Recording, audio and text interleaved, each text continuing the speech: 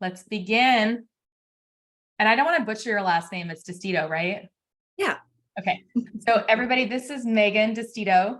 Everybody always says my name incorrectly. My name is Stacia Weishar. I get lots of variations of that. When I got married, it only got more complicated, not easier. So anyways, I am super excited to have Megan here today. She is just a very, first of all, lovely human, which I like to talk to and work with lovely humans, but she's also incredibly intelligent, has been doing 1031 exchanges for how many years, Megan? Over 13. I started back in 2000, stopped for a while. So I think combined, it's like 13 going on 14. 13 years, yeah. So Megan is a wealth of information and knowledge. She's completed hundreds and hundreds of 1031 exchanges. And Megan will tell you that no exchange is the same. It's kind of like I always say, no financing is the same, no lender, no transactions the same in my world. Megan can attest to the same thing. But really the intention of pulling Megan in here to educate everybody today, from my perspective, is I see clients go and buy property, and they emotionally connect with something, and then they're like, oh, well, now I can become a landlord, and then they don't really understand the tax consequences of what that potentially means. They don't understand that once you sell that property, what the ramifications can be. But more importantly, I look at real estate as an asset. And when we look at the home as an asset, we look at things through a different lens. Okay. And so I want Megan to share her wisdom and knowledge so that ultimately she's saving everybody that's joining this call or listens to this recording tens of thousands, if not hundreds of thousands of dollars, because that's the reality and the beauty of a 1031 tax exchange from a wealth perspective. And truly, I look at real estate as an ability to build long-term wealth and to diversify investment strategies. I know Megan does too, because we've had lots of conversations on our goals with our clients and our alignment on that. We're very similar.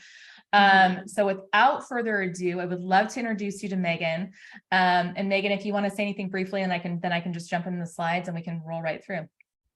Well, thank you, Stacia, for allowing me to participate. And you gave me a wonderful introduction, so I don't think I really need to add more to that. The only thing I do want to add is that my office is located in Camarillo, California, but because we're talking about a federal statute and the fact that all 50 states recognize exchanges, I can help you with your exchange no matter where you reside in the United States. So I just want to make that known that most QIs can do the same. So that's awesome. That is a very important note, by the way. And I will also say this to the attendees. I've done lots and hundreds of 1031 exchanges too for my clients. And just like in my industry, there's always not a lot of competency. I think the same thing is true in Megan's industry. And when I found Megan and had a conversation with her, I'm like, Megan is brilliant. And so I'm excited that she's here as a resource for everybody today. Thank you. Yeah. So I'm going to share my screen with everybody, and we are going to pop right into this. I'm going to share my screen here. So forgive me if I do this incorrectly. Sometimes technology, I do have a tech background, but sometimes you would, oops, nope. I normally don't do it on actual PowerPoint, so it takes me a minute. Give me just a second.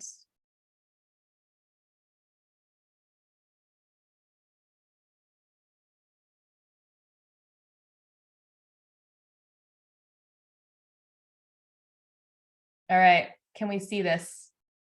Yes. Perfect. All right, Megan. This is how you can reach Megan, everybody. That's her website at the bottom there, SCES1031.com. I will also say Megan's active on social as well. Instagram, right, Megan? Instagram and Facebook primarily. Yeah. Yeah. And I love Instagram.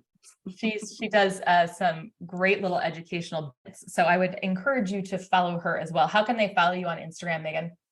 My handle is at SCES1031. Okay, perfect. All right. So Megan, tell us what a 1031 exchange is. Well, from it's a way for, in a nutshell, it's a way for real estate investors to defer paying capital gains tax when they are selling an investment property, as long as they are reinvesting those monies into another investment property that's considered like kind. Okay. So for example, if I had an investment property, let's say I became a first-time home buyer, and then I ended up buying another house and I wanted to now I rented out my first home, and then I wanted to sell that house. And from a tax perspective, I would want to go into a 1031 exchange to avoid those gains on the property, right? Is that accurate? Yes, 100%. Okay. And then those monies, it's like is it like a pass through? Can you explain that a little bit? Well, I mean, it's not necessarily, well, yes and no. I don't view it necessarily as that way. And I don't think I necessarily describe it, but I understand the point that you're trying to make. The 1031 exchange, in order for you to defer paying any of the capital gains tax, you cannot touch that money. So you have to use somebody like myself to step in and operate on your behalf. And that person has to be neutral to you, can't be related to you, couldn't have worked for you in the past 2 years. So the IRS forces you to use somebody like myself who can do that for you. So pass through is basically you're passing the money over to me. I'm securely holding it for you on your behalf, never commingling it with anybody else that's doing an exchange with me. And then once you're ready to purchase, then those monies, I am providing those monies on your behalf towards that purchase. Understood. Okay, great. Like kind property. This is probably the most misunderstood term in the whole 1031 exchange conversation. So I feel like most people are under the assumption that if they hear like for like, they're thinking it's house for house or condo for condo. And that's not what the IRS is trying to imply. They're saying investment property for investment property. And that can come in a handful of different ways. And so as long as you're relinquishing an investment property and you're replacing it with another investment property, as long as you're not using it for personal use and it's being held for an investment or business purpose, then it will qualify. And specifically types of properties that qualify are your single family residences, your homes, your condos. It doesn't matter if it's a long-term tenant or a short-term tenant, as it depends on how you're reporting that property. So as long as you're reporting that property as an investment, then it will qualify for the 1031 exchange. Okay, can I pause you right here? Because I think this is an important point. And I think that a lot of people who are trying to become investors don't understand this. So two things that you said that I think that are important to kind of just chime in on. Number one, long-term or short-term doesn't matter. So that means like a long-term tenant, year-long lease, right? Or 6-month lease, or as we all love to use if we're going on vacation or on a road trip, Airbnb, VRBO, right? Right. Now, I know that those companies then report in a 1099 to the CPA, but it matters how that 1099 income is reported on those short-term rentals. So putting that on your Schedule E income on your tax returns then makes it an investment property, right? Because it's the reporting that matters. It is 100%. Yes. Got it. Okay, good. And then I think the other thing that you said too is that it doesn't have to necessarily be from like a townhome to another townhome. You could buy a condo, et cetera. And it doesn't have to be in this. Well, I'll let you keep going because I think I'm so excited. I'm going to give away some of your stuff. Keep going. No problem. So you're also a wealth of knowledge as well. So no matter what, the audience is going to get the information that they're looking for. So whether it comes from you or from me. Yeah. But other properties that qualify are your multi-units, your multi-families, your duplexes, triplexes, small apartment buildings. I could go on and on. You could even live in one of the units, and the units that you rent out are exchangeable. So if you're selling the whole property, then basically you're selling a portion as a primary residence, and you could be exchanging the rest of the portions into another type of investment property that maybe isn't in the multi-unit space. Right. Then you have vacant land, and it qualifies. And I find that most people are exchanging out of the vacant land and exchanging into something that's more residential or commercial real estate, something that's offering them income where the vacant land isn't. Right. So some people might be buying or exchanging into vacant land and eventually building on it, but it does qualify. So no matter what, it does qualify for exchange treatment. In farms, that's pretty much, it's a working farm, it qualifies. And I want to just spend a little time talking about the commercial real estate area for exchanges, because I think if you're a new investor or even a seasoned realtor, you might not realize in the a seasoned residential real estate realtor, commercial real estate can be broken up into pieces, and it's absolutely affordable and super easy for investors to get into. The IRS created a revenue procedure back in the early 2000s that allowed up to 35 investors to invest in a commercial property, and they call them TICs, and it stands for tenants in common. So if you're tired of being a landlord, you can invest in commercial real estate, and you are no longer a landlord. The property has that already in place, and it's passive income. So in the commercial space, the tenants are long-term. They're like 15, 20 years. The value is in the lease. I mean, of course, the value is in the property, but the value is really in the lease because it increases over time. So the longer you're an investor, the bigger the rate of return. And then there's also these securitized real estate commercial properties that are called DSTs, and that stands for Delaware Statutory Trusts. And they are becoming increasingly popular with 1031 exchange investors, mainly because they are readily available all over the United States. You could close on it the next day. And it's structured in a way that's a little bit different because it's a securitized real estate transaction, which means that you have to go through a financial broker or advisor in order to buy into it. Plus, you also have to be considered an accredited investor, which means that you have to either have a net worth of $1 million, which is excluding your primary residence, or your income bracket needs to be at least, I think it's $250,000 in order to be considered being able to invest in one of these. But the structure, I just want to briefly explain because it's just a little bit different. These companies, major companies come in and they're called a sponsor, and the sponsor buys the asset, and the asset is usually like an apartment building on a college campus, a major storage facility, an Amazon distribution center.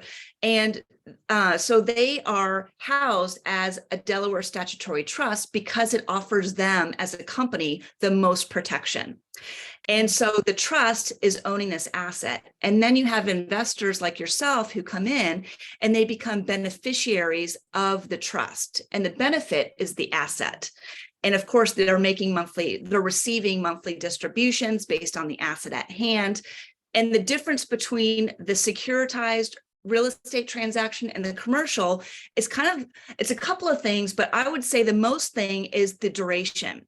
So the sponsor goes into these properties knowing that they're going to eventually relinquish it in maybe a maximum of 10 years. So it's not a super long-term investment. They're in it to try to fix up the property, make a profit, and turn around and sell it. And your hands are tied. So once you invest in this property, you don't have a say in how it's managed. You don't have a say in how it's distributed. It's like you have to know and do your research ahead of time to get into the investment. But once you do, it's passive. And so you kind of go into it knowing I'm going to be receiving this rate of return. It's passive income. And that maybe in around 7 years on average, the sponsor is going to say, okay, I just want to let you know in about 6 months, we're selling this. So you're either selling it and doing another exchange and maybe getting into another DST, or you're doing an exchange and getting out of this and getting back into residential, however you want to structure that exchange, or just sell your portion outright. We're getting out.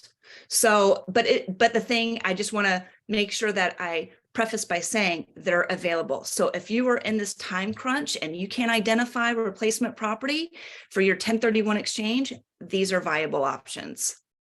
Are you going to talk about the time crunch on Yes, the next slide? Okay, because that's an important that I want Yeah. everybody to hear. And we'll get there, because the time crunch is a critical piece of this. And I've seen Yes, people lose the I'll time. spend quite a bit of time on that. Yeah, lose the time crunch. Okay, awesome. And then oil and mineral rights. That's exciting.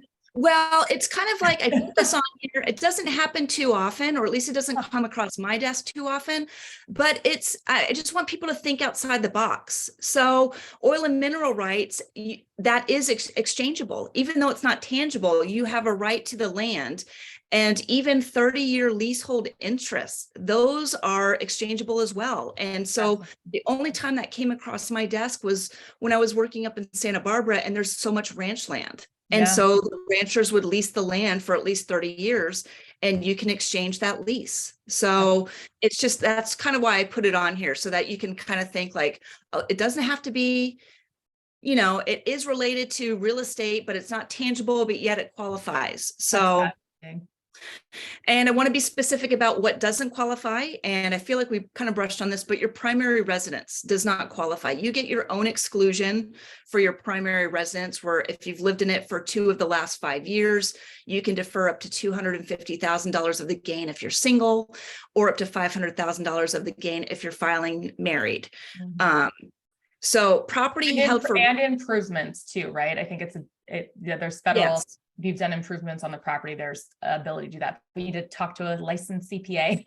Yes, yeah, that's out of my realm. You your house. Yeah. But I just wanted to point a 1031 exchange. I'm not touching it. Yeah. So. Okay. Property held for resale. So we're talking about people who flip real estate. So in the eyes of the IRS, they are not considered a long-term investor. And those are the people who should be qualifying for the 1031 exchange. And in this scenario, the IRS views them as a dealer of property, and therefore they would be subjected to short-term capital gains rate, where 1031 exchange is the deferral of a long-term capital gains rate, which depends on your own tax bracket for federal state taxes. Vacation homes, if you're primarily using a vacation home for your personal use, it does not qualify. Vacation homes can qualify for a 1031 exchange if you're using that property for 2 weeks out of the year, or let's just say you have an Airbnb and you know that the projected rental is going to be about 200 days out of the year. You can use that for 10% of that allotted times, which means that you could use that for 20 days out of the year. So it's whichever is greater, which is kind of a great thing. So if you have an Airbnb and you want to use it, you can do that, and then also exchange it down the road. Stocks, bonds, mutual funds, it's another thing that does not qualify. They're not real estate assets, so they don't qualify. And then REITs, even though they are a securitized real estate deal, they don't qualify because of how they're structured. So they're not liquid. You can get into them, but they are not easy to get out of. And then the distributions aren't always like monthly. And so they don't qualify for a 1031 exchange. Fascinating. Can you explain what a REIT is for everybody on here, just briefly? Well, it's a real estate investment trust. And so it's almost like a pool of different real estate assets that you are kind of investing in and that people are managing on for you. So it's not like one particular, it could be, I suppose, but most of them aren't. Yeah. Typically it's like large apartment complexes and stuff. Yeah. Okay, we have a question. We have our first question from Lynn. So Lynn asked, what if you want to do improvements and the amount to do that along with the cost of the house equals the sold price? Does that make sense to you? So I think that means like if she wants to do the improvements, can she save some monies for the improvements to put towards the property on the exchange? Well, if you're doing an exchange, which I'm going to touch on anyway, and you're doing it, you need to buy straight across the board. So whatever you're selling, you need to buy for that value. You can't set money aside and then do improvements after. It's based off the closing statements. When you're filling out form 8824 or your accountant, they're asking what the closing date is. They're asking what the value is at that time of purchase. Right. Now there is an improvement exchange, which I don't even really want to touch on right now. Towards the end, I'll brush on that, but an improvement exchange would allow you to do something like that. It's just a bit more complicated and costly. Okay, we'll get there. Yeah. Thank you, Lynn, for your question. All right, who benefits? So I feel like it's important to go back to this subject because not only does the property have to qualify for a 1031 exchange, but you need to qualify for a 1031 exchange. And so in order to do that, you have to be considered a long-term investor. And unfortunately, when it comes to the statute, there's a lot of gray area. And this is kind of one of those areas that's a bit gray, and it's based on interpretation from whomever you're getting your legal advice from. And so I know enough information to make me dangerous, but technically I'm not a legal advisor. That's not my role when I'm doing an exchange for you. So I'm hoping that anyone that does an exchange is getting advice from an accountant or attorney before they're setting up their exchange. But a long-term investor is someone who has held on to their investment property and has reported it as an exchange. Some accountants and attorneys will say a minimum of 1 year. That suffices. I'm more conservative, and I think a more conservative approach is holding on to it and reporting it for 2 tax periods. So that could be like you've had it for a year and a half, but you have it filed at least on 2 tax reports.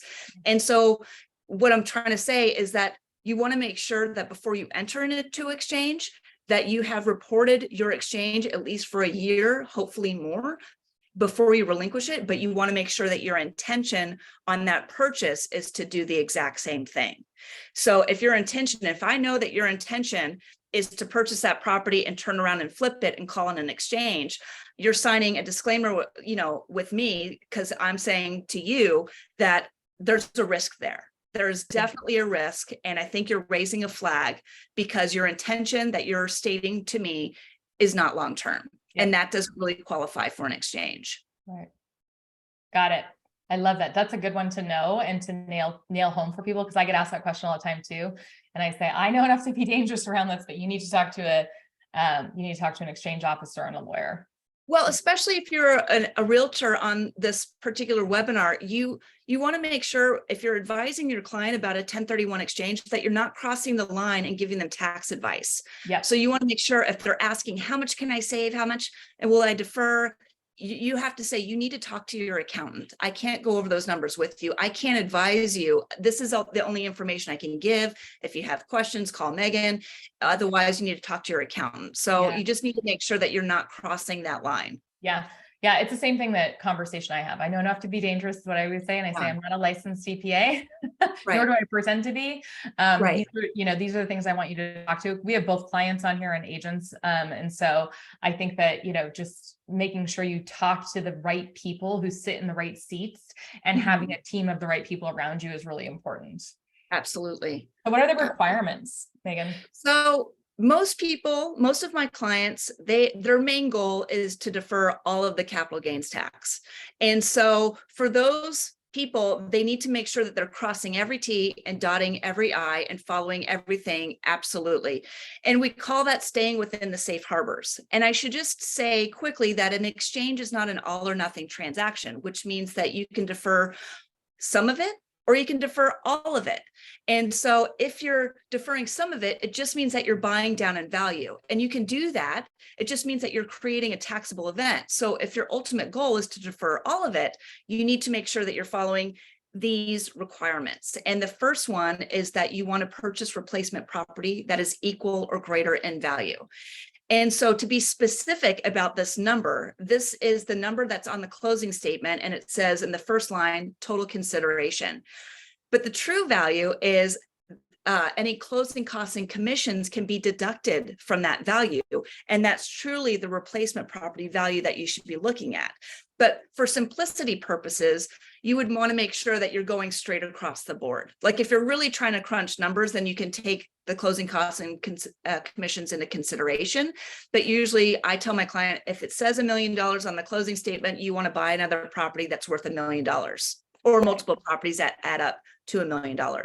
Right. But they can consider closing costs and commissions in there. Yes. Yep. Yes. Mm-hmm. Yep. So the next requirement, which is an important one, is that any proceeds that come to me that I'm holding on your behalf all have to be reinvested into the replacement property. Yeah. So if you're not meeting that requirement, then you are going to create a taxable event, and they call that boot. So technically you would be taxed on the portion that is not reinvested. Mhm. Yeah. The third, do you have a question? Nope, keep going. Okay. The third major requirement is this identification period. So when the sale closes, then that's when your exchange clock begins, and you have this very small 45-day window. And what this identification period means is that you either are in contract on a replacement property, and if you're not, then you are writing a letter to me, and you're writing a letter that is saying, "Dear Megan, here are the few properties that we are identifying as possible replacement properties to satisfy our 1031 exchange. I've listed them. Here's property A with a full address. If not, it's a legal description, parcel number, as much information as you can provide me, and it's signed and dated." Like, so if I don't have a contract, I better have a letter from you by the midnight of the 45th day, because if I don't, you cannot continue on with your exchange. You're done on the 46th day. So if you have met this requirement, then you have an additional 135 days to purchase something from that identification list. So an exchange is a total of 180 days, but you have to make sure that you're meeting that 45-day requirement. And I'm going to even touch on that further, more definitely at the next few slides, but I'm just trying to touch on that for right now. And then the last major requirement is you need to make sure that the entity, the taxpayer, stays the same throughout the transaction. So if you are selling as husband and wife, you need to make sure that you're buying as husband and wife. If you're selling as an LLC, you need to make sure that you're buying as that LLC, and the members of that LLC need to stay the same. The part where it can get a little bit tricky, if you're trying to start an exchange, is if you're in a partnership. And so really the partnership is that tax entity, but if members or partners within that partnership do not want to be a part of the 1031 exchange, then that means that somebody, an attorney, needs to be involved and dissolve the partnership for that asset, so that the partners can take on their own undivided interest in that property and then maneuver however they want to independently of one another. So that means that takes time. That's not something that you can do 2 weeks right before the closing. It could take 6 months for the attorney to be able to go through all that, depending on how many partners, the complications. So that's just something that I want to make sure that everybody knows, like, you know, I need to make sure that I'm selling and buying exactly the same. Yeah, agreed. So when we're selling our investment properties, I really want to make sure that this is absolutely clear. And this is for the people that are trying to buy equal or greater in value. You're not only looking at the value of the property, but you're looking at the debt and you're looking at the cash. So I want to really touch on the debt portion. So in my scenario where I was like, you're looking at the closing statement and you're selling a property for $1 million. If you're paying off a loan of $500,000, that means that in the replacement property, you have to acquire a new loan of at least $500,000. So any proceeds that's being held with me, all have to be reinvested. So if you did not want to take on the financial responsibility of another $500,000 loan, you can reduce that amount, but that means that you need to bring in your own cash to make up the difference. So if you did not want to take on another loan of $500,000, but say you're comfortable with $300,000, you can do that, but that means you have to bring in $200,000 of your own cash to the closing. So in the eyes of the IRS, you can always bring in money. Always bring in your own money to offset any debt requirement.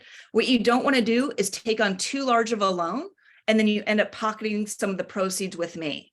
And that means that you are creating a taxable event, because now you have boot. So there's actually cash boot or there's mortgage boot.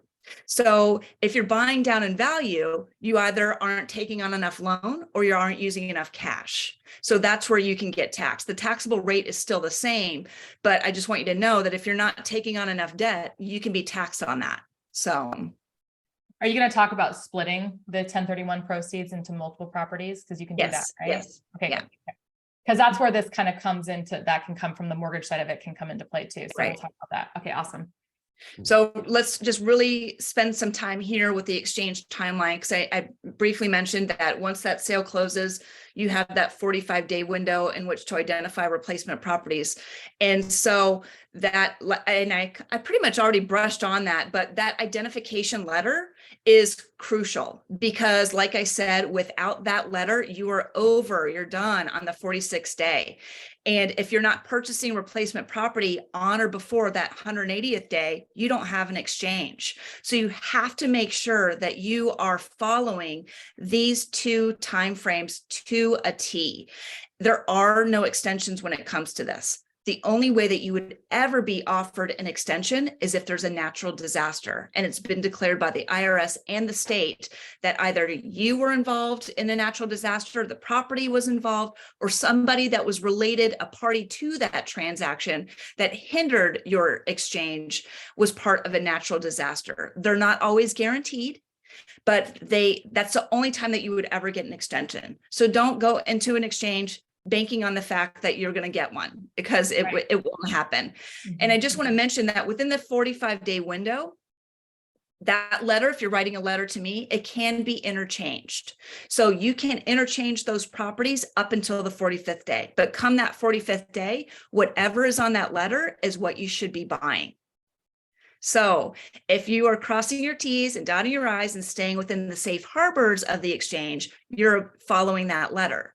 If you're going outside of the safe harbors and you have this letter, it means that you are purchasing a property that's not identified on that letter. So that means that you have a risk. So if you were ever to get audited by the IRS, they could overturn your exchange because you ended up purchasing a property with the full intention to satisfy your exchange. But because that closing statement doesn't match up with something on your identification letter, they're going to ask you why you did what you did. And they're going to want to know the paper trail. So I think this market kind of helps people because we're still in a multiple offer situation, right? So you're writing offer after offer with you're trying to satisfy your obligation to complete your exchange. So I feel like there's momentum there for you to appeal the ruling if they're trying to overturn your exchange. But you have to know that if you're outside the safe harbors, you're at risk. So right. That's a big one. That's so important. Okay. Awesome. Let's talk about the 45-day intention identification guidelines. So when you're writing this letter to me, you're following one of these three rules, and most people fall under the 3 property rule. And that means that you can identify up to 3 properties where there's no limitation on the value of those properties. And like I said, you can interchange these properties, so you're always staying within the 3 property rule. But if you're wanting to identify more than 3 property rules, then that no longer applies. Now you're either abiding by the 200% rule or the 95% rule. And the 200% rule says that you can identify more than 3 properties as long as the combined values of those properties that you're identifying does not exceed 200% of what you're selling. So when we're now under the 200% rule, we're starting to crunch numbers. We're starting to make sure that are we identifying correctly, but are we buying enough? And so if that doesn't apply for you, then you're in the 95% rule. So the 95% rule says that you can identify more than 3 properties as long as you're purchasing at least 95% of what you're identifying. And I find that most of my clients who are moving beyond the 3 property rule are kind of falling under the 200% rule, and they're the ones that are buying the DSTs or the pieces of different commercial real estate assets. So they're really trying to diversify their portfolio, and they're not putting their eggs all in one investment. They're spreading it out. So this is where it comes in. So like if I had a $1 million sale and I had net proceeds of $500,000, I could split that $500,000 up into multiple places. Is that accurate? Absolutely. So there's no limitation. Well, yes, there's a limitation on how many you identify, but you can purchase however many you want to satisfy your financial goals in the exchange. Yeah. Understood. And if I'm going, if I'm just doing DSTs, for example, I'm not getting a loan on there, but I might be taking that 500,000 and breaking it all up into multiple DSTs. Is that accurate? Well, kind of. So a beautiful thing about the DSTs, which I didn't mention, is that they already have the financing set in place. And Ah, so you get to assume a portion of that debt, which means that you don't have to go out and obtain a new loan. You can just assume a portion of that debt and it satisfies the debt requirement for your exchange. So that's that's another beautiful. major benefit of that DST space. Yeah. So you're not going through the loan process on like a Right, commercial property or something. right, It's just there as an assumable amount right. Based on your percentage of your ownership. beneficial ownership. Mhm. Fascinating. I love that. That's really cool. Okay. Awesome. Multiple sale properties to Yeah, release. this is where I get jazzed, because this is the whole conversation about no two exchanges are ever the same. There's Yeah. so many different ways that you can put together a deal that I love that. I love thinking outside the box. I love strategy. I love all of that. But when we're talking about selling multiple properties in an exchange, that's where things can get a bit tricky. Okay. So if you're selling multiple properties in one exchange file, you need to make sure that those sale properties are closing close together in order to purchase whatever it is that you want those properties to purchase. So Hmm. if you have property A, my main point about this is that the first sale that closes is the one that sets the time frame for that exchange file. Oh, I see. So if you have multiple sales, the first sale closes, but those other sales have to close within that 45-day window. Because otherwise, because I need to know how much value you should be replacing for that Got it. exchange file. So if property A is closing and then property B closes in 30 days, it can be included in that one exchange file, and property A, property B that buys property C and satisfies the exchange. That's pretty straightforward. That's doable. Where it gets a little bit tricky is if property A closes and then property B doesn't close until day 60. So property A needs to have its own exchange file, and then property B needs to have its own exchange file. Right. Now, these two exchange files can still buy into the same asset. So property A can buy from its own exchange, and just for my numbers to make sure it's working, property A could be buying 55% of property C, and property B could be buying 45% of property C. You're still buying 100% of that particular property, but it's just divvied up depending on your exchange. Right. So you also need to make sure that does that 55%, is that equal or greater than what I just sold for property A? And the same thing with property B.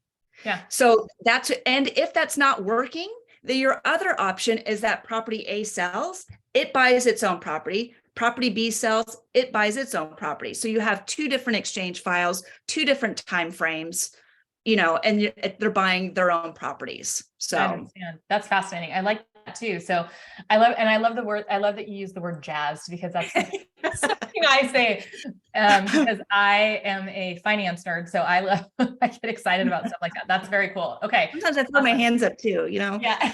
but this this How do is we diversify? This is exciting. yeah, so this is for I would say the newer real estate investors Mhm. who are like, well, what other benefit does an exchange bring me, right? Right. And so I view a 1031 exchange as a ladder.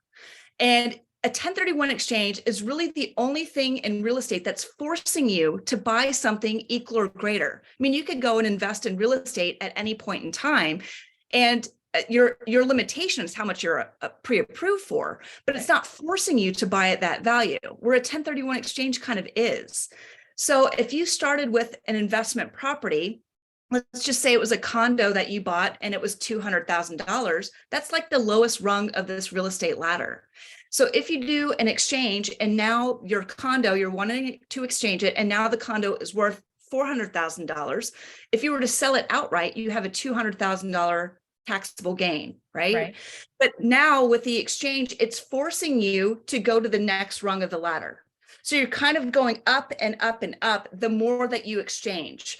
And the benefit of exchanging up is that now if you're up here, you probably have a much more valuable asset that's bringing a lot more income. Yep. So it's forcing you, but in a good way, because now you're strategically moving up, making more money, sitting in an asset that maybe is in a great location. But one thing you need to know is that if you keep going up and up and up, and you decide to get out and not do the exchange, the gain or the taxes aren't from the last rung. The taxable gain is from where you started, from that very first property that started the exchange process. So it's huge. So there's a benefit, and then there's also a burden of exchanging up and up and up. But one way to mitigate this is that you can exchange up, but then you can exchange out. Right. So if you are here, and then maybe if you're exchanging up, now you're valued at, now you're being forced to buy a property that's maybe worth $800,000, but maybe you don't want to put it all in this one asset for $800,000. Maybe you put it into two properties valued at $400,000. So now you're reducing your taxable gain.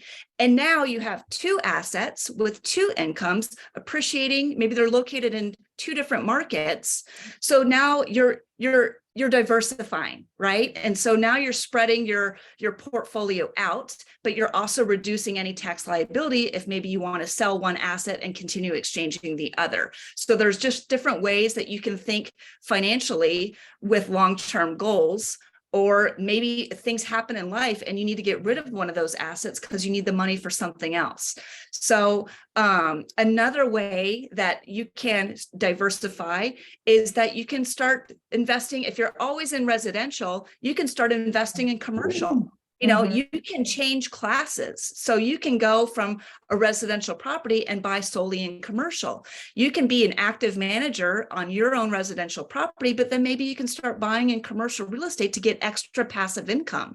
And so it's just another way that you can add to your portfolio and just build it over time. And because every state recognizes 1031 exchanges and it's part of a federal statute, you can cross state lines. So you can buy assets in states where there's zero income tax. You know, like you can buy over here, you can buy over there. So you just have to make sure that there are no tax laws statewide, because California does have one, and it's kind of nasty, where they call it the California clawback. So if you have an investment property and you do an exchange, but you cross state lines, California says when you sell that investment property, we can claim a portion of those taxes back. And so there's a couple of other states that have that provision, but not everybody does. So you kind of want to be aware of what those state laws, that's where you really want to talk with your tax advisor to say, hey, I'm thinking about buying this investment in this state. Is there anything that would hinder me from doing that if I'm going to sell it down the road or something along those lines? I think this is such a just a really important point. And I know we are close on, I want to make sure we get through all of your content because it's so great. But, you know, I always tell people, I'm like, you have to have foresight. I always say foresight's sexy. And I'm like, foresight's super sexy in this situation because you need to have that foresight into that future state. And it's not just, oh, I'm going to buy this real estate asset.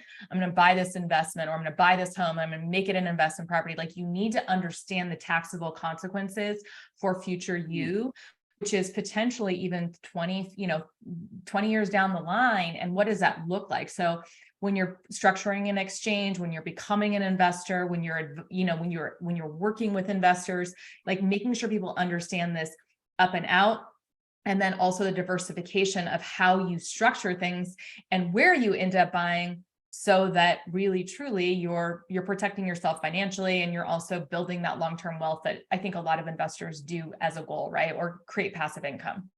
Yeah, well said. I agree. Awesome. Okay. This is one of my favorite. I get jazzed about this one. This one makes me so excited.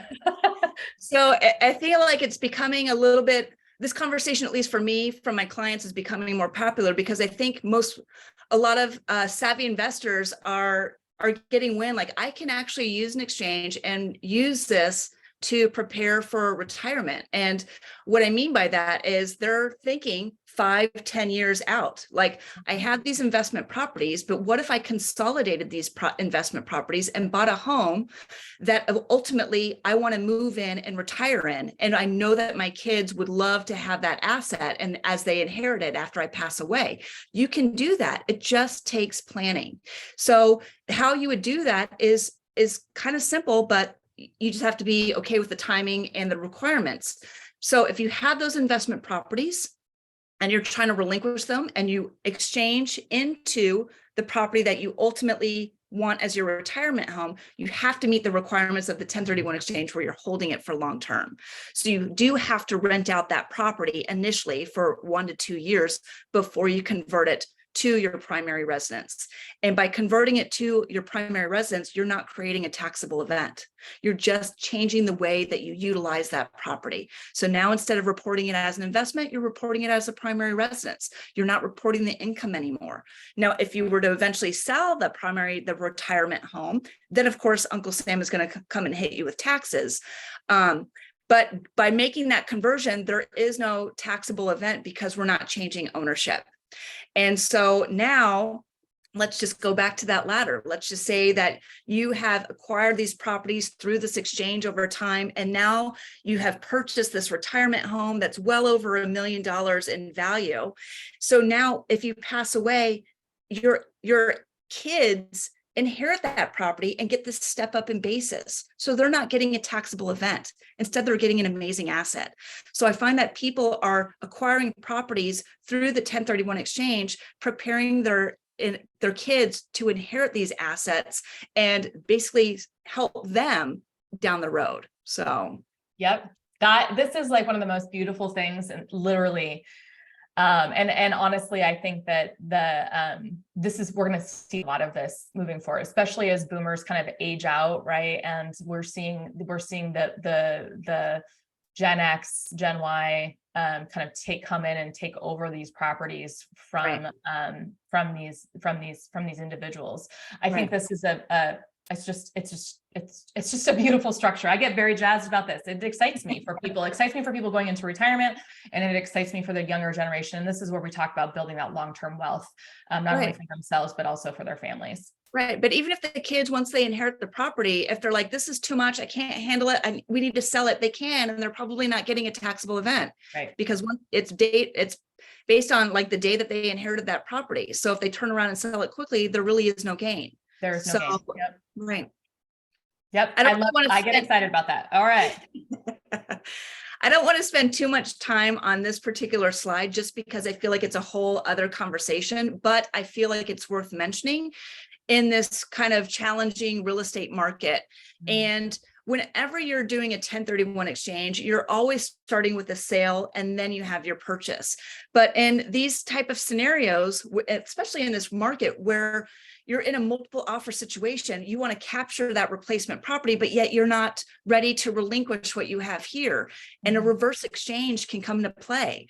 And in a nutshell version, how this works is that my company has LLCs set aside specifically for reverse and improvement exchanges.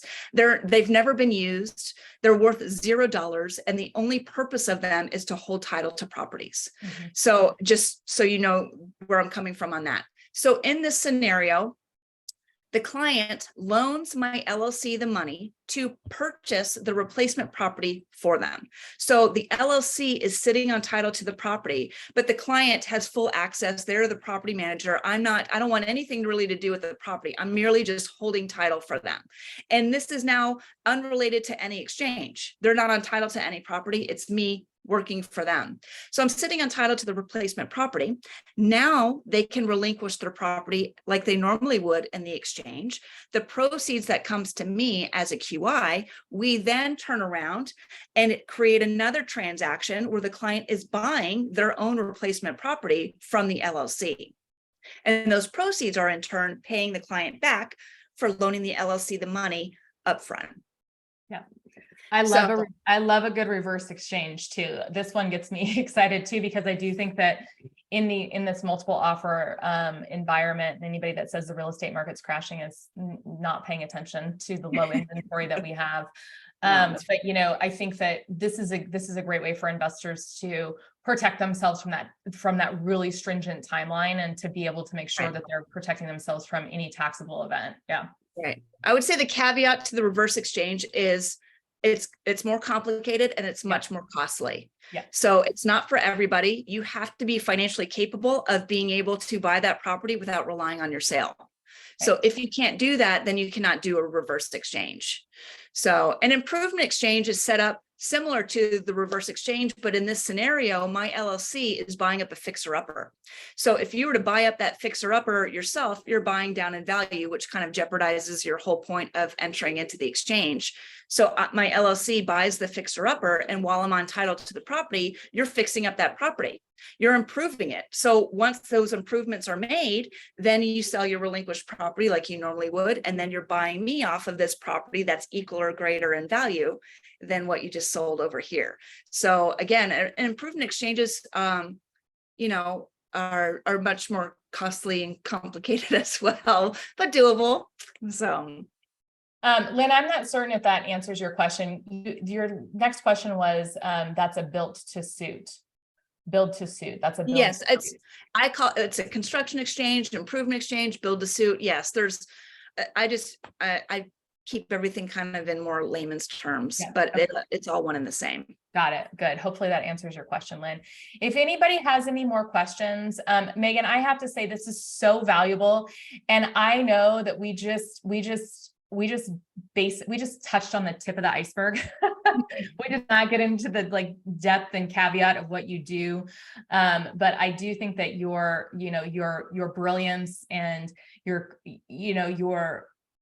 conservative creativity, which is really what you need when you have an exchange officer who is going to be exact, but also be able to give you, other options, like educate you beyond that. It's all about education, in my opinion. And that's where the creativity comes in, is with education. I think that is one of the biggest values that you bring. And I've worked with hundreds of exchange officers. I've talked to a lot of people.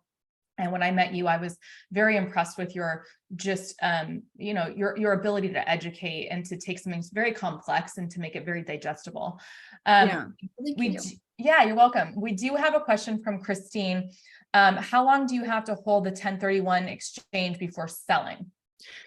If you want to just sell it outright, you can sell it outright. You're just going to pay taxes. So in the eyes of the IRS, it doesn't really matter. If you're trying to do another exchange, then you need to make sure that you've held on to it and reported it for at least a year, 2 years or more. Right. That's some CPAs will say at least 1 year of taxable income. You say at least 2 taxable real tax. Yeah, I think the longer the better, then there is no question. It's when the people are, right. Yeah, got it. Okay. We're happy to just kind of stay on here and answer any additional questions. If anybody wants to pop anything into the Q&A, this is Megan's email and phone number. Again, follow her on social. She's great. You can connect with her through her website as well. She's very responsive, has been my experience. I'm happy to answer any questions around financing, and I work with lots and lots of investors, and I love to teach my homeowners to become investors, because I do think it is a great way to build long-term wealth. All right. So what if a new investment is with the builder who will build the property, which will take longer than, what if the new investment is with the builder who will build the property, which may take longer than the window? I'm not certain I understand that. Do you understand that question? Well, it's either you're trying to do it through a reverse exchange where the timing is not an issue.